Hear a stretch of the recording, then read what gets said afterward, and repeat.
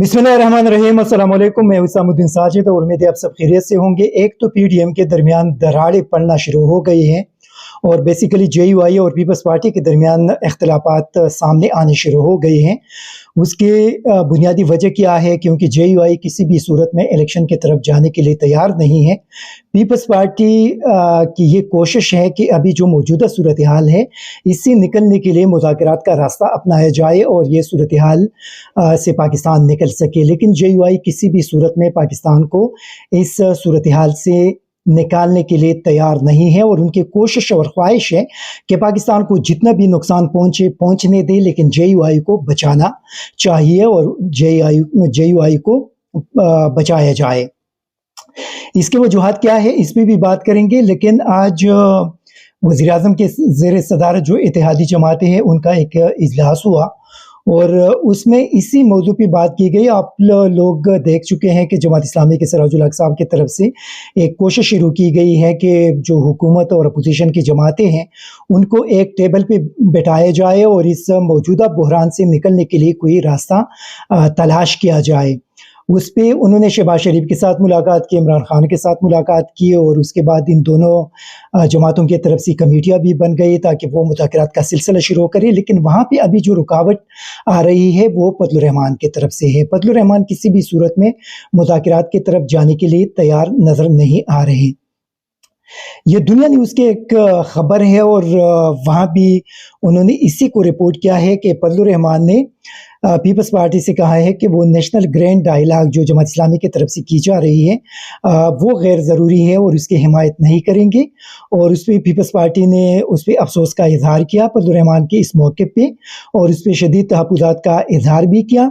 साथ peoples party ने ये उनको बताया है कि नेशनल ग्रैंड डायलॉग से किसी तरह वो पीछे नहीं हटेंगे क्योंकि मुल्क को बहरान से निकालने का वाहिद रास्ता नेशनल ग्रैंड डायलॉग है। सियासी सूरत हाल के पेश नज़र नेशनल ग्रैंड डायलॉग नागुज़ीर है। सियासत में मुज़ाकरात के दरवाजे बंद नहीं किए जा सकते। पीपल्स पार्टी के ज़राए ने बताया कि सियासत में आज के हरीफ कल के हलीफ होते हैं।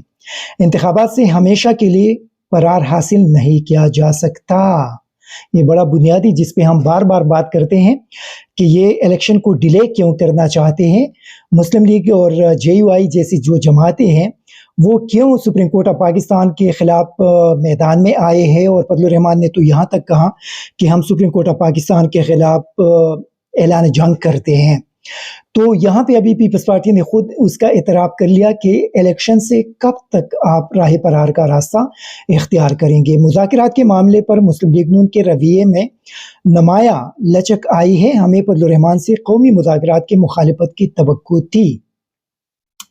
ये अभी एक बड़ा गंभीर किस्म का सूरत हाल बन चुका है। चूँकि फजलुर रहमान इलेक्शन की तरफ जाने के लिए तैयार क्यों नहीं है? एक तो मुस्लिम लीग नून को भी इस चीज़ का इल्म है कि पंजाब के अंदर उनको शिकस्त होगी। अगर वहाँ पे इंतखाबात होंगे तो पंजाब के अंदर वो नहीं जीत सकते। लेकिन साथ साथ फजलुर रहमान को भी इस चीज़ का इल्म है कि अगर इंतखाबात होंगे तो खैबर पुख्तनख्वा के अंदर जेयूआई का सियासी जनाजा निकल जाएगा। जेयूआई को बदतरीन शिकस्त होगी खैबर पुख्तनख्वा के अंदर और बलूचिस्तान के अंदर भी ये बड़ा इम्कान है कि वहाँ पे हक दो तहरीक के हाथों न सिर्फ जेयूआई को बल्कि बाकी जो बलोच नेशनलिस्ट हैं उनको भी मुश्किलात का सामना करना पड़ सकता है। लेकिन चूँकि फजलुर रहमान का ताल्लुक डीआई खान से है, वो खुद डीआई खान से कौमी असम्बली के इलेक्शन लड़ेंगे, उनका बेटा भी वहाँ से लड़ेंगे, उनके भाई भी सूबाई असम्बली के इलेक्शंस वहाँ पे लड़ेंगे और उनका जो तीसरा भाई है वो भी शायद के कौमी असम्बली का इलेक्शन वहाँ से लड़े। तो अभी ये जो सूरत हाल बन गई है उसमें अली अमीन गंडापुर से मौलाना फजलुर रहमान किसी भी सूरत में नहीं जीत सकते। मौलाना फजलुर रहमान जब उनके मुकाबले में आएंगे तो अली अमीन गंडापुर उनको बदतरीन शिकस्त देंगे। फिर साथ वहाँ पे उनका जो बेटा है जो पिछले बार शायद वो टांग से जीत गए थे, वहाँ पे भी उनके लिए शिकस्त के रास्ते तैयार हो चुके हैं जो आवाम की तरफ से हैं और आवाम की जो राय है वो उनके बेटे के खिलाफ इलेक्शन में वोट के जरिए आएगा। इसी तरह उनका जो भाई अगर लकी मरवत से इलेक्शन लड़ेंगे तो वहाँ से भी वो नहीं जीत सकते। ابھی صورتحال یہ ہے کہ مولانا فضل الرحمان کو اپنے ذات کا پڑا ہوا ہے. ان کو اس چیز کا علم ہے کہ ڈی آئی خان، ٹانک اور لکی مروت کے اندر جہاں سے بھی وہ الیکشن میں حصہ لیں گے وہ شکست کا سامنا کریں گے، اور جب یہ اگر الیکشن میں جائیں گے تو یہ نہیں جیت سکتے. ساتھ ان کے جو اگر بھائی ہے صوبائی اسمبلی کے الیکشن لڑیں گے وہ بھی نہیں جیت سکتے. تو ابھی وہ بہت زیادہ کنفیوزڈ ہیں، اور اسی کنفیوزڈ ہونے کی وجہ سے ان کی طرف سے اس قسم کے بیانات سامنے آ رہے ہیں کہ وہ عمران خان کے ساتھ کسی بھی صورت میں مذاکرات نہیں کریں گے، وہ سپریم کورٹ آف پاکستان کے خلاف اعلان جنگ کرتے ہیں. یہ جو ایک جو ذہنی دباؤ والی سچویشن ہے اس کا اندازہ آپ ان کے بیانات سے لگا سکتے ہیں. اور اس کے ہم چونکہ خیبر پختونخوا سے تعلق رکھتے ہیں، ہمیں گراؤنڈ سچویشن کا یہاں پہ ہم دیکھ رہے ہیں، ہمیں نظر آ رہے ہیں ان کے جو اپنے لوگ ہیں ایون کہ وہ ابھی مولانا کو چھوڑ کر ان سے چلے گئے ہیں. اور ان کا یہ موقف ہے کہ ہم تو مولانا کا بہت زیادہ احترام کرتے تھے اور ہم یہ سمجھتے تھے کہ یہ ایک مذہبی لیڈر ہے، لیکن پچھلے 1 سال کے دوران جو کچھ اس نے کیا تو اس کے بعد ہم ان کو ووٹ نہیں دے سکتے.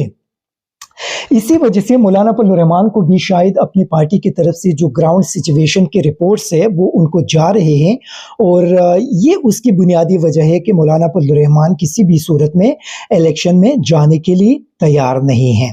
ساتھ جو آج پی ڈی ایم کا اتحادی اجلاس ہوا اس میں انہوں نے شرائط کی بات کی کہ تحریک انصاف کی طرف سے کچھ شرائط رکھے گئی ہیں اور ہم بغیر شرائط کے مذاکرات کے لیے آگے بڑھنا چاہتے ہیں. تو فواد چودھری نے کہا کہ ہم نے کوئی شرط نہیں رکھی، ہمارا صرف ایک ہی شرط ہے کہ جو بھی مذاکرات ہوں گے وہ آئین کے دائرے کے اندر ہوں گے.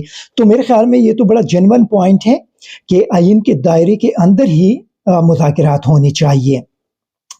پھر یہاں پہ الیکشن کمیشن اور جو اسٹیٹ بینک آف پاکستان ہے اور الیکشن کمیشن نے اپنے report supreme court of Pakistan کے سامنے جمع کرا دیے ہیں اور ان کو بتا دیا ہے کہ حکومت نے اسٹیٹ بینک آف پاکستان نے ان کو 21 ارب روپے جاری نہیں کی، اور ساتھ اسٹیٹ بینک نے ان کو بتا دیا ہے کہ جب انہوں نے وزارت خزانہ سے اس کے لیے چونکہ انہوں نے سارے انتظامات کر لیے تھے، وہ پیسے جاری کر رہے تھے، لیکن ان کو حکومت نے روک دیا ہے. ابھی دیکھنا ہے کہ آگے سپریم کورٹ آف پاکستان کی طرف سے ابھی کیا ایکشن ہوگا، لیکن چونکہ قوم کی طرف سے بہت زیادہ ڈیمانڈ کیا جا رہا ہے کہ سپریم کورٹ آف پاکستان کو ابھی ایکشن لینا پڑے گا، اور جن لوگوں نے سپریم کورٹ آف پاکستان کے فیصلوں کے خلاف ورزی کی ہے ان کے خلاف توہین عدالت کے تحت کارروائی کر کے ان کو عہدوں سے نااہل کر دیا جائے، ساتھ ان کو سیاست سے بھی نکال دیا جائے. ابھی اگر یہ کارروائی ہوں گے تو یہ شہباز شریف اور ان کی کابینہ کے خلاف یہ کارروائی جب کی جائے گی تو اسی میں شہباز شریف اور ان کے کابینہ کو نہ صرف نااہلی کا سامنا کرنا پڑ سکتا ہے بلکہ ان کو 5 سال کے لیے کم از کم سیاست سے بھی آؤٹ ہونا پڑے گا. اور اسی وجہ سے کل یہ بتایا جاتا ہے کہ D G I S I, D G M I اور ڈی جی ایم او نے سپریم کورٹ کی ان 3 جج صاحبان کے ساتھ طویل ملاقات کی. 3 گھنٹے مختلف میڈیا رپورٹس یہ سامنے آئے ہیں اور ان کو ملک کی سیکیورٹی صورتحال کے حوالے سے بریفنگ دی ہے. لیکن سوال یہ ہے کہ گراؤنڈ پہ جو سچویشن ہے اس وقت سیکیورٹی کی وہ اتنا گمبھیر نہیں ہے جس طریقے سے بتایا جا رہا ہے. میں اگر آپ کو بتا دوں خیبر پختونخوا کے حوالے سے یہاں کے جو گورنر نے پہلے بات کی تھی کہ یہاں پہ صورتحال بہت زیادہ خراب ہے، تو اس وقت بھی ہم نے بات کی تھی کہ اگر یہاں پہ حالات اتنے زیادہ خراب ہے تو گورنر خیبر پختونخوا کس طرح پشاور کے اندر رہ رہے ہیں، ان کی فیملی یہاں پہ کس طرح رہ رہی ہے، فضل الرحمان کی فیملی یہاں پہ کس طرح مقیم ہے، باقی جو پی ڈی ایم کے جماعتیں ہیں وہ ان کے لیڈرز اور ان کے فیملیز خیبر پختونخوا کے اندر کس طرح کل دل کے ساتھ گھومتے پھرتے ہیں اور کبھی ادھر جاتے ہیں کبھی ادھر جاتے ہیں. اگر حالات یہاں پہ اتنے زیادہ خراب تھے تو پھر ان لوگوں کے لیے یہاں پہ تو رہنا مشکل ہوتا، لیکن اس کا مقصد ہے کہ یہاں پہ حالات ایسے نہیں ہیں جس طریقے سے قوم کو بتایا جاتا ہے یا سپریم کورٹ آف پاکستان کو بتایا جاتا ہے. یہ ایک پیک قسم کے رپورٹس تیار کیے گئے ہیں. یہاں پہ صورتحال بالکل زبردست ہے. اگر آپ اس کا کمپیریزن کریں گے 2008 اور 2013 سے تو اس کے مقابلے میں خیبر پختونخوا کے اندر صورتحال بہت زیادہ زبردست ہے. اس کے لیے میں تھوڑا سا آپ کو مراد سعید کا حالیہ ایک انٹرویو تھا یہ سیاست.com کے ساتھ، اور اس میں انہوں نے ایک بات کہی تھی، اگر آپ ان کی بات کو تھوڑا سا اس پہ غور کریں کہ جب سوات کے اندر دہشت گرد واپس آ گئی اور وہاں پہ مراد سعید بتا رہے تھے کہ ہم نے احتجاج کا سلسلہ شروع کر دیا اور تمام ملاکنڈ ڈویژن کے علاقوں کے اندر لوگ نکل آئے، تو اس کے بعد ان کے ساتھ رابطہ کیا گیا کہ یہ صورتحال 48 گھنٹے میں بہتر ہو جائے گا، اور پھر 48 گھنٹوں کے اندر اندر جو دہشت گرد تھے وہ سوات سے نکل گئے تھے۔